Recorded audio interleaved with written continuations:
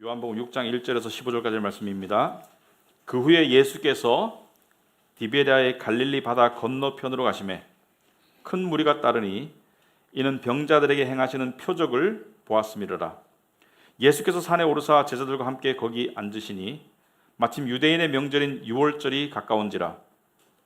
예수께서 눈을 들어 큰 무리가 자기에게로 오는 것을 보시고 빌립에게 이르시되 우리가 어디서 떡을 사서 이 사람들을 먹이겠느냐 하시니, 이렇게 말씀하시면 친히 어떻게 하실지를 아시고 빌립을 시험하고자 하심이라. 빌립이 대답하되 각 사람으로 조금씩 받게 할지라도 200데나리온의 떡이 부족하리이다. 제자 중 하나 곧 시몬 베드로의 형제 안드레가 예수께 여짜오되 여기 한 아이가 있어 보리떡 5개와 물고기 2마리를 가지고 있나이다. 그러나 그것이 이 많은 사람에게 얼마나 되겠사옵나이까? 예수께서 이르시되 이 사람들을 앉게 하라 하시니 그곳에 잔디가 많은지라 사람들이 앉으니 수가 5,000명쯤 되더라.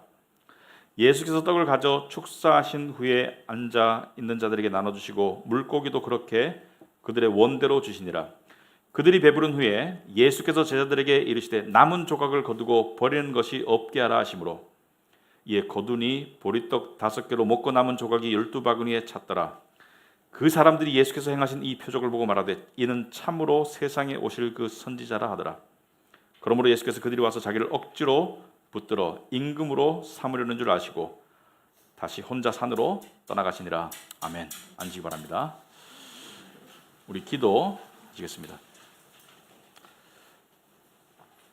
아버지 하나님, 예배는 정말 저희에게 큰 은혜이고 복이라고 생각합니다. 지금 이제 반쯤 지났습니다. 찬양으로 또 기도로 또 성가로 저희에게 은혜 베푸심을 감사합니다. 이 시간 저희들의 말씀을 통해서 우리가 정말 신앙생활에서 추구해야 할 것을 우리가 다시 깨닫게 하시고 특별히 예수 그리스도를 더욱더 바라보게 하옵소서.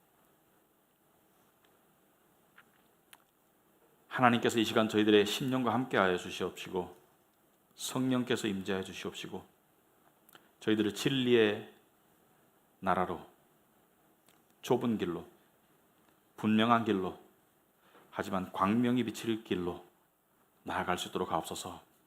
예수님 이름으로 기도합나이다. 아멘. 네, 오늘 이 본문의 말씀은 여러분들이 교회 다니는 사람이면 다 아는 말씀이죠. 오병이어의 기적이라고 합니다. 그러니까 떡 5개와 물고기 2마리로 5,000명을 먹였다. 물론 이제 질량 보존의 법칙에는 어긋납니다. 떡 5개하고 물고기 2마리 가지고 먹일 수 있는 이 사람은 맥시멈 한 4-5명밖에 안 될 거예요. 4-5명도 안 될 겁니다. 여기서 말하는 떡은 보리떡입니다. 밀떡이 아니고 가난한 사람들은 보리떡을 먹었고 부자들은 밀떡을 먹었어요. 여기서 말하는 고기는 펄떡펄떡 뛰거나 이 비린내 나는 생선이 아니라 아마 염장을 했거나 건조시킨 생선일 겁니다. 아무튼지 간에 예수님께서 제자들과 함께 이 사역의 중반쯤 가까워질 즈음에 갈릴리 바닷가, 그러니까 디베랴 건너편, 디베랴는 갈릴리의 서쪽, 지금 동쪽에 계시는데 사람들이 한 5,000명쯤 예수가 어딘지 수소문해서 알고 따라왔어요. 먼 길을 왔기 때문에 허기지고 배고프고 먹을 식량이 없습니다. 첫째는 돈이 없고 둘째는 살 수 있는 가게도 없어요. 근데 이 제자들 보고 예수님께서 이들을 산 기슭에 잔디밭이라고 나와 있는데 아마 목초지일 겁니다. 양들을 많이 키웠으니까. 거기에 앉혀라. 앉히고 보니까 5,000명쯤 된 시점에서 오늘 이야기가 시작이 되는데 오늘 3가지 제목으로 살펴보겠습니다. 너무 잘 아는 이야기라서 여러분이 읽고 난 다음에도 별 감흥이 없을 줄 알아요. 별 궁금한 게 없을 줄 아는데 사실은 그 안에 있는 의미를 안다는 것은 항상 새롭고 신나고 흥미있는 일이죠. 3가지를 살펴볼 텐데 예수님의 자비, 예수님의 능력, 그리고 예수님의 겸손을 살펴보자. 예수님의 자비, 예수님의 능력, 예수님의 겸손을 살펴보려고 합니다.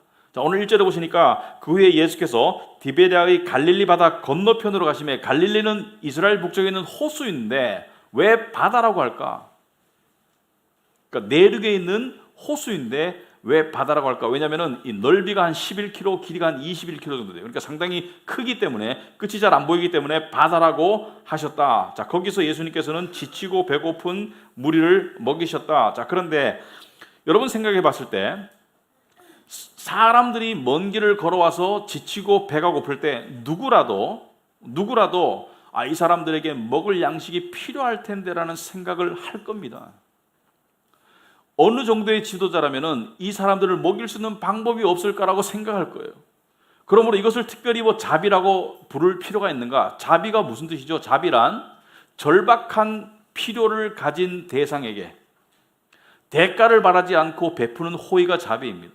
절박한 필요를 가진 대상에게 대가를 바라지 않고 베푸는 호의가 자비인데, 예수님께서 5,000명을 먹이신 것은 기적은 맞아요. 5,000명을 먹이셨으니까. 근데 이게 자비라고 할 수 있는가? 여러분들이 이 행간을 잘 읽어오면, 상황을 보면은 이게 자비일 수밖에 없는 이유가 있어요. 이 5,000명은 어떤 사람들이었나? 이게 중요합니다. 어떤 사람들이었나를 알면 이게 자비라고 규정 지을 수밖에 없습니다. 이것은 어떤 사람이에요? 여러분, 지난 시간에 예수님께서 유대인들과 또 유대 지도자들에게 예수님께서 말씀하셨죠.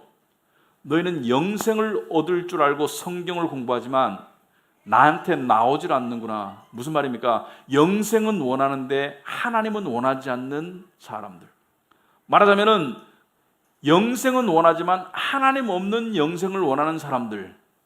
근데 영생과 하나님은 떼놓을 수가 없는데, 그런 사람들이었어요. 갈릴리에 있던 그런 무리들이 예수님을 또 따라온 거예요. 그리고 더 나아가서 이 사람들은 예수님께서 배불리 이들을 먹이고 나니까 어떻게 했습니까? 예수를 왕으로 만들려고 했어요. 왜? 계속 배불리 먹기 위해서. 그런데 예수님께서 6장 후반부, 다음 주에 말씀인데 6장 후반부에서 예수님께서 진리를 선포하십니다. 너희가 배불리 먹었기 때문에 나를 따라왔는데 내가 생명의 떡이다. 나를 먹어야 돼. 나를 믿어야 돼. 라고 말씀하시자마자 이들은 예수를 떠났어요. 왜냐하면 이들이 원한 것은 예수가 아닙니다. 이들이 원하는 것은 예수를 통한 이득, 예수를 통한 종교적 말로 말하면 축복. 이들은 예수를 이용해서 예수로부터 뭔가를 얻으려고 했었지 예수를 원한 게 아니에요. 여러분 생각해 보세요. 여러분이 누군가가 여러분에게 접근해요. 여러분을 좋아한다고 그래. 여러분이 인기가 있어. 근데 여러분이 꿰뚫어 봤을 때, 여러분이 봤을 때 이 사람은 여러분을 원하는 게 아니고 여러분이 사주는 밥, 여러분에게 호의를 원해. 여러분의 도움을 원하고 여러분에게 뭔가를 원하는데 여러분은 좋아하지 않아. 그럴 때 여러분 이 사람에게 밥 사주겠어요? 관계를 차단할걸요? 경계할 겁니다. 가까이 오기를 원하지 않을 거예요. 그죠? 여러분들을 이용하려는 사람들이 있죠. 그죠? 여러분들에게 입이 마르게 칭찬하지만 여러분들을 원하는 게 아니고 여러분의 주머니에 돈을 원해. 여러분들 경계하죠. 더 나아가서 이들은 6월절 날 십자가에 못 박히기 전에 6월절 명절 때 예수님을 십자가에 못 박으라고 빌라도 궁정에서 외쳤던 사람들 중에 일부일 겁니다. 이들은 예수가 더 이상 필요 없다고 생각되자 바로 등을 돌렸고, 그리고 나중에 등 뒤에 칼을 꽂았던 사람들이에요. 예수님이 그걸 다 아시죠. 다 아심에도 불구하고 이들에게 기적을 통해서 이들의 필요를 채워주신 거예요. 여러분, 더 나아가서 예수님은 이들 중 일부를 위해서 십자가에서 죽으셨습니다. 이걸 하나님의 사랑과 자비라고 합니다. 여러분 생각해 보세요. 우리도 이들 군중과 다를 게 없습니다. 많은 신앙생활을 하는 사람들이 하나님으로부터 오는 복을 원해요. 그리고 하나님이 복을 안 주시면 관계를 소원하게 만들어버려요. 무슨 말이냐면 하나님 자체를 원하는 마음이 들기까지는 상당한 연단과 시간이 필요해요. 그럼에도 불구하고 하나님은 우리를 받아주시고 우리를 보살피시고 우리의 필요를 채워주세요. 날마다. 더 나아가서 우린 죄인입니다. 그럼에도 불구하고 하나님은 우리를 보살피세요. 어떤 교회, 미국의 어떤 교회에 실제 있었던 일인데 어떤 목사님이 예배가 끝났어요. 여러분, 목사님들은 예배가 끝나면 지치겠죠. 그죠? 예배가 끝나면 지쳐요. 사람들이 다 떠나고 난 다음에 이제 집에 가서 쉬기 전에 잠깐 쉬고 가야지. 집에 갈 힘이 없는 거예요. 그래서 이 강대상 앞에 쭈그리고 앉아 있었어요. 그래가지고 좀 힘을 이제 얻어가지고 집에 가서 쉬어야지라고 생각하고 있는데 보니까 한 사람이 있어. 이 좌석의 중간에 어떤 남자가 앉아 있는 게 보이는데 처음부터 예배 와서 있는 건지 아니면 예배 끝나고 한 건지 모르겠는데 한 남자가 있어요. 그래서 그 사람을 쳐다보니까 서로 눈이 마주쳤어요. 근데 보니까 중년쯤 돼 보는데 행색이 좀 초라한 것 같아. 근데 그 눈으로 전해지는 어떤 그 표정 속에서 멀리서 잘 자세히는 보지 못했지만 뭔가 간절함이 느껴져, 뭔가 필요함이 느껴져요. 그래서 앞으로 오라고 했어요. 그 사람이 오고 목사님은 일어나고 그 사람을 기다립니다. 근데 가까이 오는데 보니까 행색이 말이 아니야. 옷은 다 누더기고 머리카락은 헝클어져 있고 얼굴은 씻지도 않았고, 그리고 좀 더 가까이서 보니까 이빨이 한 2개 좀 빠졌어요. 그러니까 노숙자야. 거지였어요. 이 사람이 오는데 좀 더 가까이 오니까 말할 수 있는 거리 오니까 갑자기 역겨운 냄새가 확 몰려오는 거예요. 싫어했습니다. 견딜 수 없는 냄새인데 이 목사님이 하는 말이 이런 냄새였다.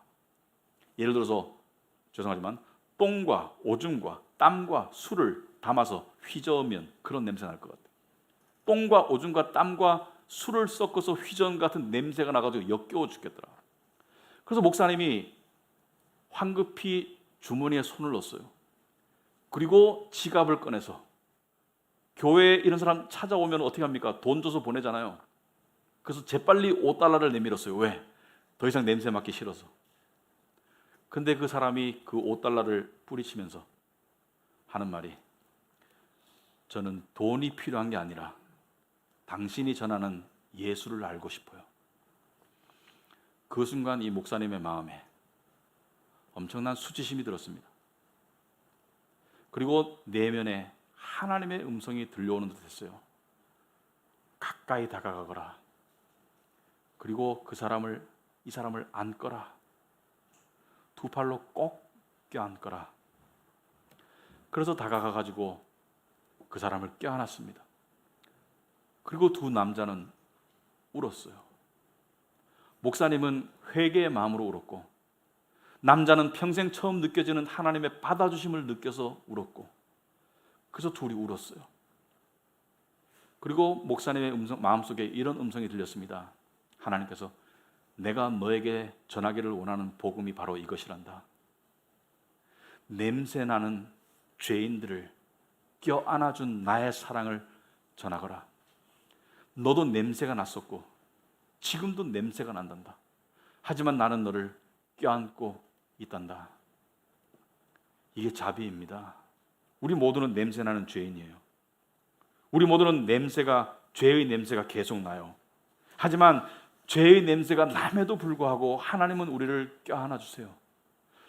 여러분, 우리의 죄가 냄새로 표현된다면, 우리의 내면의 모든 우상과 모든 죄가 냄새로 표현된다면 우리는 서로 가까이 갈 수가 없습니다. 하지만 하나님은 우리를 껴안아 주세요. 그게 하나님의 자비입니다. 5,000명은 예수님의 기적을 통해서 배불리 먹을 자격 하나도 없었어요. 예수님의 등 뒤에 칼을 꽂은 사람들입니다. 하지만 예수님은 그들에게 자비를 베풀어 주셨다. 2번째, 능력입니다. 능력. 자, 5,000명의 배고픔을 아신 주님께서 제자들 중에 빌립에게 물어보십니다. 5,000명을 먹이려면 어떻게 해야 될까?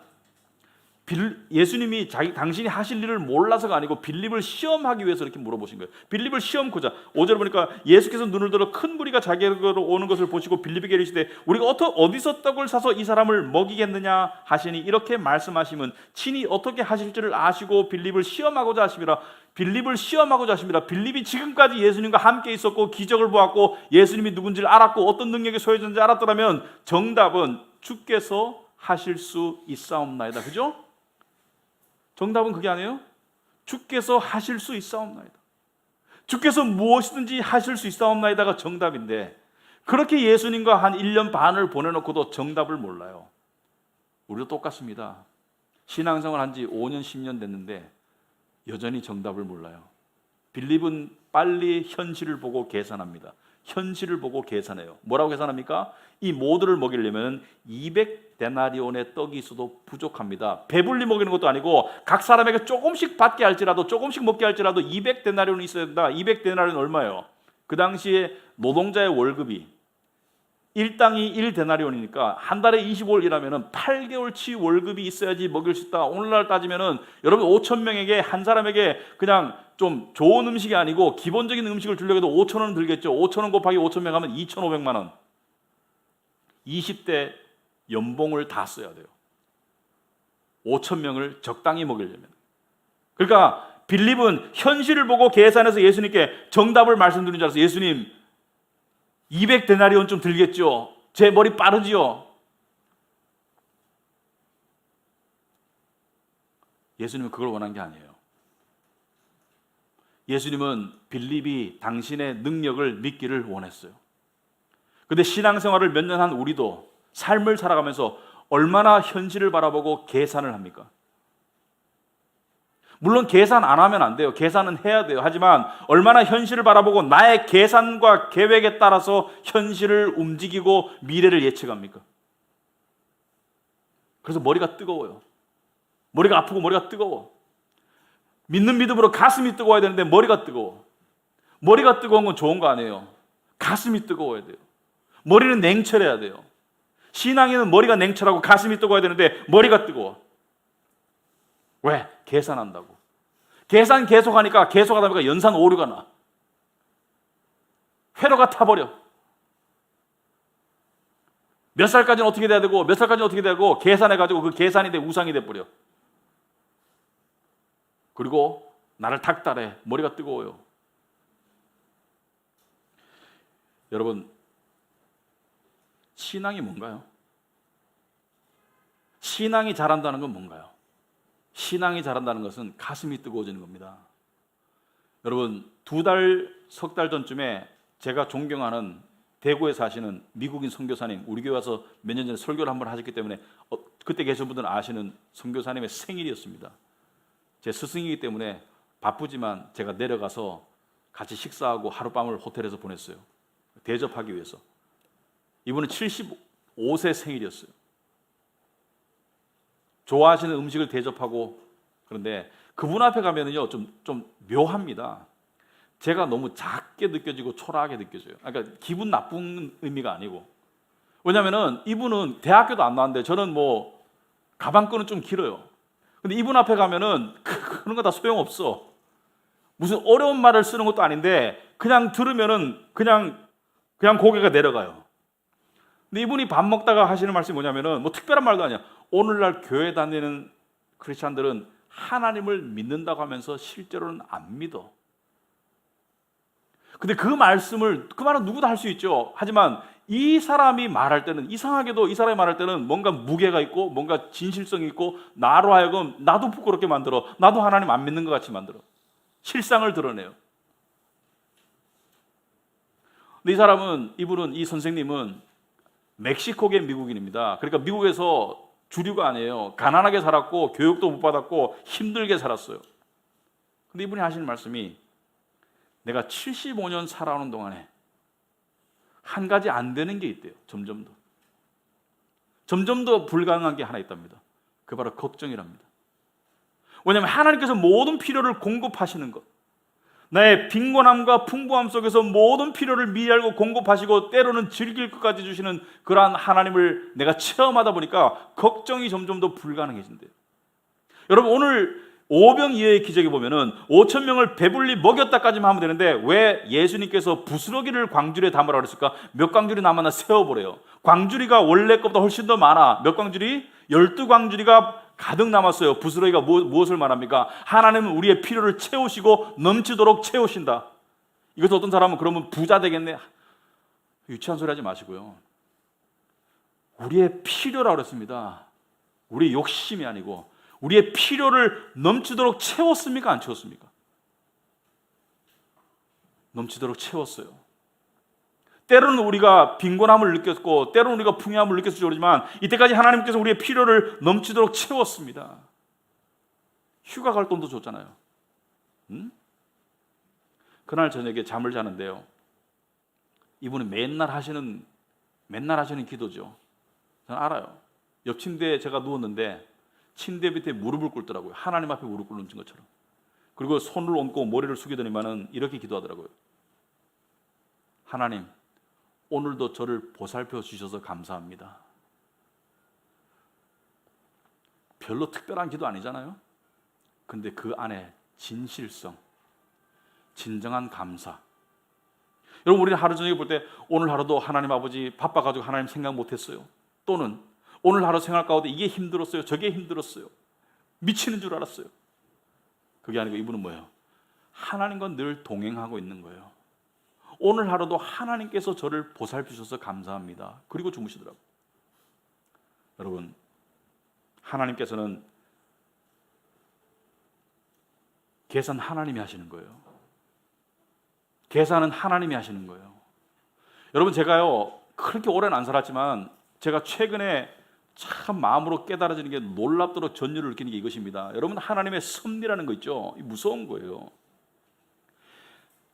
생각해보고 생각해보니까 내가 놓치고 있는 세밀한 상황, 내가 예상하지 못하는 돌발적인 상황, 모든 상황을 하나님은 미리 아시고 계산하셔서 저의 필요를 다 공급하시고 계시더라고요.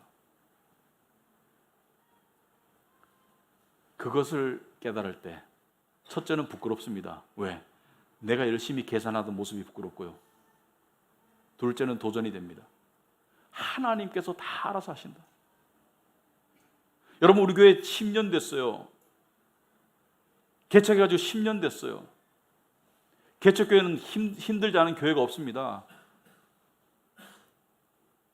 진짜 개척은 힘들어요. 그런데 우리 교회의 필요를 하나님께서 공급하지 않음이 하나도 없다는 거 아시기 바랍니다. 모든 필요를 지금까지 채워주셨고요, 앞으로도 채워주실 것입니다. 우리가 할 일은 하나님을 믿는 거예요. 우리가 할 일은 여호와는 나의 목자시니 내게 부족함이 없다는 것을 믿는 거예요. 때로는 실직의 아픔 앞에서도, 때로는 이 궁핍함 속에서도 우리는 믿어야 돼요. 왜? 하나님이 결국은 이 모든 시간 가운데 공급하셨고 지금도 공급하시고 앞으로도 공급하실 것을 믿어야 돼요. 사도 바울은 빌립보서 4장 12절에 나는 비천에 처할 줄도 알고 풍부에 처할 줄도 알아. 모든 일 곧 배부름과 배고픔과 풍부와 궁핍에도 처할 줄 아는 일체의 비결을 배운다라. 이게 무슨 말이냐면, 나는 풍요함 때문에 교만하지도 않고, 나는 배고픔 때문에 두려워하지도 않고, 나는 어찌됐든지 간에 하나님께서 나를 보살피실 것이다. 내게 능력 주시는 자 안에서 내가 모든 것을 할 수 있다는 것은 하나님의 능력이 나를 지탱하신다는 것을 믿었어요. 왜? 체험했기 때문에. 얼마나 많은 시간을 우리는 계산하고 고민함으로써 시간을 보냅니까? 계산과 걱정이 점점 더 내려놔져야 됩니다. 신앙인은. 그리고 하나님께서 우리가 잘 때도 계산하고 계시고 예측하고 계시고 그리고 미리 대비하고 계신다는 것을 알아야 해요. 마지막으로 겸손에 대해서 살펴봅시다. 여러분, 예수님은 인간으로 오셨다는 것 자체가 겸손이죠.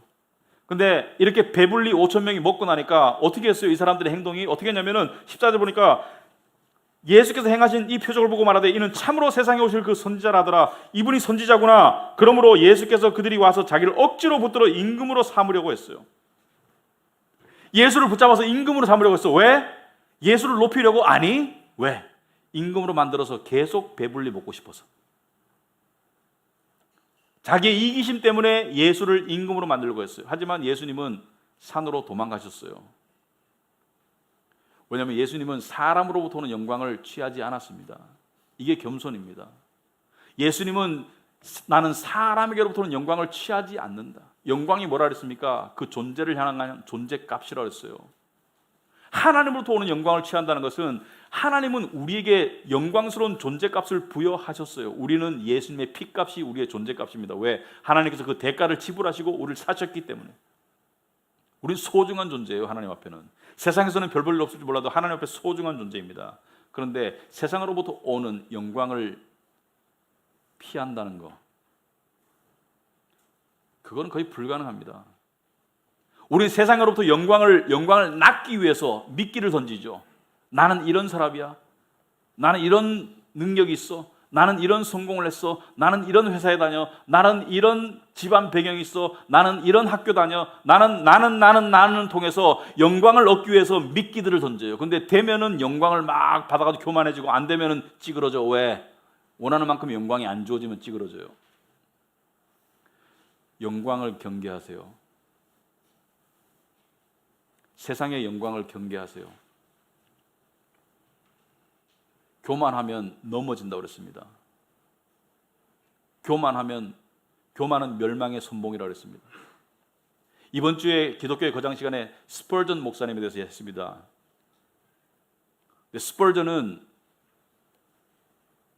별명이 설교자들의 왕자다. 그러니까 설교자들이 우르르 모였는데 그 중에 설교자들의 왕자다. 왜 그런 별명이 붙었냐면은 한 1000년에 한 명 나올까 말까 한 사람인 것 같아요. 그런데 이 사람이 놀라운 사실 중에 하나가 17살 때 담임 목사가 됩니다. 그때는 일찍 담임 목사들이 되었어요. 하지만 17살은 거의 있을 수 없는 일이에요. 소년이잖아요. 근데 17살에 담임 목사가 되기 전에 순회 설교를 몇 개월 했어요. 시골을 돌아다니면서. 근데 한 시골에 갔는데, 17살에 한 시골에 갔는데 20명쯤 오두막집에 모아놓고 설교를 했는데, 설교가 끝나니까 설교를 잘했겠죠? 그죠? 은혜를 받았겠죠? 그래서 노인이 와가지고 물어요. 자네 몇 살인가? 여러분, 아마도 99.99999%의 사람은 17이라는 것에 액센트를 찍어서 말했을 거예요. 나 17이에요. 왜? 17밖에 안 된다는 것을 강조했을 때 그 사람의 영광이 훨씬 더 부각될 겁니다. 그럼 17살짜리가 어떻게 이렇게 설교를 할 수 있어? 17살짜리가 하나님의 말씀을 어떻게 이렇게 분별할 수 있어? 17살이. 저라도 그렇게 얘기했을 것 같아요. 17이에요. 근데 스펄전은 뭐라 했습니까? 제 나이에 신경 쓰지 마시고 제가 저는 예수를 바라보세요. 17살짜리가 할 말이 아닙니다. 제 나이에 신경 쓰지 마시고 제가 전한 예수를 바라보세요. 여러분, 제가 지금 동떨어진 것 같은 예수님의 자비, 예수님의 능력, 예수님의 겸손을 이야기했습니다. 이 세 가지가 무엇을 의미할까? 우리에게 무엇을 의미할까? 한마디로 하나님의 사랑입니다. 우리를 향한 하나님의 사랑입니다. 절대로 변하지도 않고 식지도 않는 하나님의 사랑입니다. 여러분, 제가 생각해 보니까요, 저를 포함해서 크리스찬들, 교인들 생각해 보니까 많은 사람들이 하나님이 우리를 위하시는 분이 아니고 대적하시는 분이라고 생각하며 살아요. 구체적으로 말하자면은 이론적으로는 하나님이 우리를 사랑하신다고 이론적으로는 생각하지만 마음속으로는 특별히 무슨 일이 생기면 하나님은 나에게 관심이 없는 분, 하나님은 나를 이상하게 높은 데 데리고 가서 떨어뜨리는 것을 즐기시는 분, 하나님은 내가 원하는 것은 죽어라고 안 들어주시는 분, 하나님은 나를 대적하시는 분, 하나님은 내가 저지른 잘못과 죄에 대해서 끝까지 안 갚음하시는 분으로 속으로 생각하고 살아요. 그렇지 않습니까?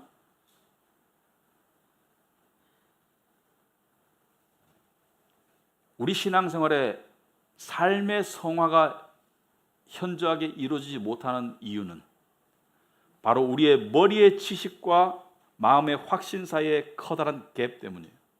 왜냐하면 이 갭이 좁혀지면, 우리의 머리로 하는 지식과 마음의 확신의 갭이 좁아지면 삶의 변화로 나타나게 됩니다. 그래서 진정한 신앙인은 머리의 생각과 마음의 확신과 삶의 행동이 일치함으로 나아가는 게 진정한 신앙인인데, 그 첫 번째 단추가 끼워지지 않는 이유는 우리의 머리의 생각과 마음의 확신 사이에 갭이 있기 때문입니다.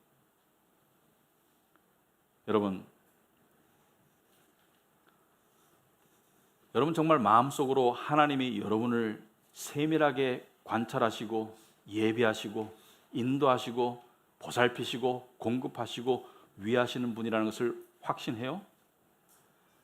많은 사람들이요, 하나님은 나에게 무관심한 분, 하나님은 나에게 거리를 두시는 분, 하나님은 나에게 잔인하신 분, 심지어 그렇게 생각하며 살아요. 솔직히 말하면. 왜 그렇습니까? 하나님께 가까이 안 가봐서 그래요. 부모가, 자식을 사랑하는 부모가 가장 가슴 아픈 일 중에 하나가 자기의 마음을 몰라주는 자식이에요.